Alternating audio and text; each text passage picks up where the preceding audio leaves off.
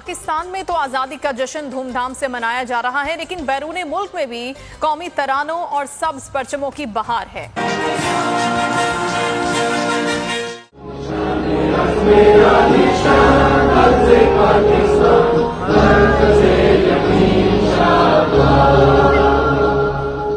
मुसलमानों के हाल के ऊपर रहम और करम फरमा। आमीन। मुसलमानों में इत्तेफाक और इत्तेहाद पैदा फरमा।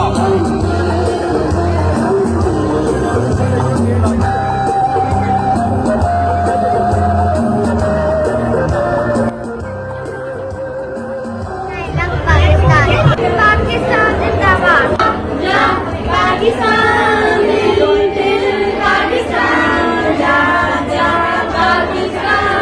आज हम लोग यहाँ पे पाकिस्तानी कौंसलेट फ्रैंकफर्ट में पाकिस्तान का 75वां जश्न आज़ादी योम आज़ादी मना रहे हैं और यहाँ पे काफ़ी सारे लोग इकट्ठे हुए हैं।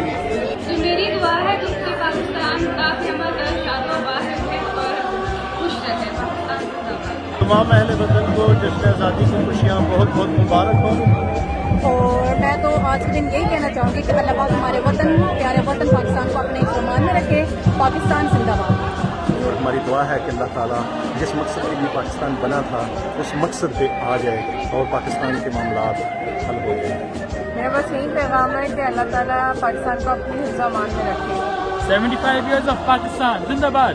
और आज जिस तरह के कौंसलेट में इवेंट हुआ है जिसमें सब लोग बहुत ही जज्बे के साथ पार्टिसिपेट किए हैं और दुआ करते हैं कि इंशाअल्लाह पाकिस्तान को तरक्की दे, कामयाबी दे।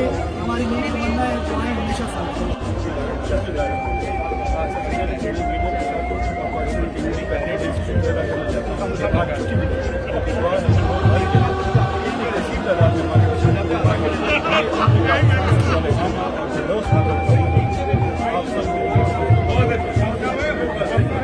बहुत शुक्रिया।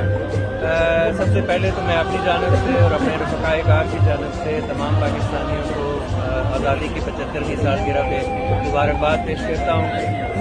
एक बहुत बड़ी तादाद में पाकिस्तानियों का यहाँ पे इकट्ठे होना इस बात की दलील है कि उनमें जो पाकिस्तान की मोहब्बत और जज्बा है उसकी उन्होंने आज भरपूर तरीके से अक्कासी की है।